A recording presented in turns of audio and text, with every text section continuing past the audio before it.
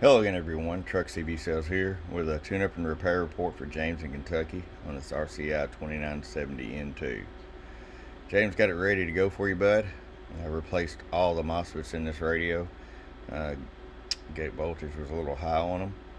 I did our tune alignment, had to replace the voltage regulator, so obviously we put the upgraded regulator in as we went. Tune alignment, she's ready to go. RF power all the way down, 100 watt slug. 2 watts all the way down, just in case you decide to run an amplifier, you have full adjustability. And roll it all the way up. 38 watts, 36 watts. 250 watt slug. I'm going to show you average power swing. Actually, let's just show it over here on the 100 watt slug. Hello. Floating over a little bit past 100 bird average. Peak power, 250 watt slug. Hello. 250 watt peak. Alright, James, it's ready to come back to you, man. I appreciate you.